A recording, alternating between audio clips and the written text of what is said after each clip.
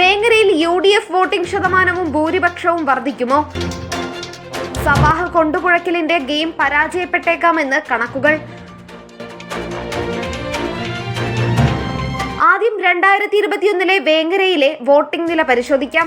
2021 ആകെ വോട്ടർമാർ 1,85,356. പോൾ ചെയ്തത് 1,31,551 വോട്ട്.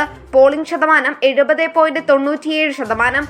2021 LDFനും SDPI സ്വതന്ത്രനും കൂടി ആകെ കിട്ടിയ വോട്ട് 51,040, അതായത് 38.80%. LDFിലെ PGGക്ക് കിട്ടിയ 39,785 വോട്ട്. SDPI സ്വതന്ത്രർ സബാഹ കുണ്ടുപുഴക്കലിന് കിട്ടിയത് 11,225 വോട്ട്. ഇവ രണ്ടും ചേർക്കുമ്പോഴാണ് 38.80% ആവുന്നത്. 2026 ഇവർ ഒരു മുന്നണിയായി മത്സരിക്കുന്ന പശ്ചാത്തലത്തിലാണ് രണ്ട് കൂട്ടരുടെയും വോട്ട് ഒന്നാക്കി കണക്ക് കൂട്ടുന്നത്. 2021 UDF സ്ഥാനാർത്ഥി PK കുഞ്ഞാലിക്കുട്ടിക്ക് കിട്ടിയത് 70,381 വോട്ട്. തൊട്ടടുത്ത എതിർ സ്ഥാനാർത്ഥി ജിജിയേക്കാൾ 30,596 വോട്ട് കൂടുതൽ. ഇനി വാദത്തിന് വേണ്ടി LDFനും SDPIക്കും കിട്ടിയ വോട്ടുകൾ ഒന്നിച്ചു ചേർത്താലും PK കുഞ്ഞാലിക്കുട്ടിയുടെ ഭൂരിപക്ഷം 19,341 വരും.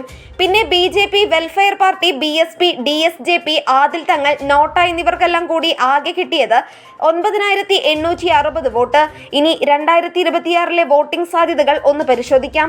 2026 വേങ്ങര മണ്ഡലത്തിലെ ആകെ വോട്ട് 2,10,902.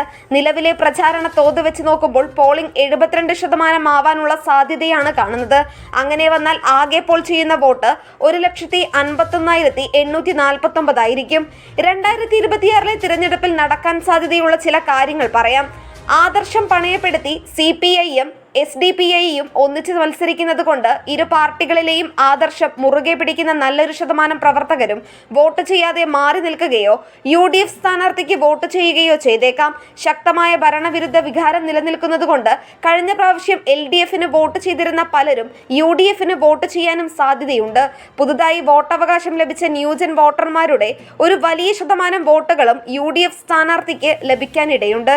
ഈ ഒരു സാഹചര്യത്തിൽ LDFനും SDPIക്കും കൂടി 2021 കിട്ടിയ 38.80% വോട്ട് എന്നത് കുറയാനും സാധ്യത ഇല്ലാതില്ല.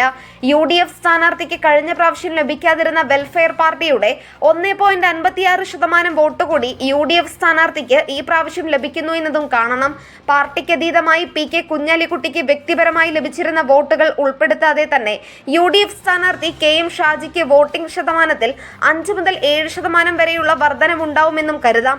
BJP അടക്കമുള്ള മറ്റുള്ളവർക്കെല്ലാം കൂടി പരമാവധി 8% വോട്ട് ലഭിക്കാനാണ് സാധ്യത. ചുരുക്കത്തിൽ KM ഷാജിക്ക് 88,000-നും 92,000-നും ഇടയിൽ വോട്ട് ലഭിക്കും. അങ്ങനെ വരുമ്പോൾ 2026 UDF സ്ഥാനാർത്ഥിയുടെ ഭൂരിപക്ഷവും നല്ല രീതിയിൽ വർദ്ധിക്കുമെന്നാണ് കണ്ണമംഗലത്തെ പൊതുപ്രവർത്തകനും കോൺഗ്രസ് നേതാവുമായ KC അബ്ദുറഹ്മാന്റെ നിരീക്ഷണം. Nandana Babu, SS news, Malappuram.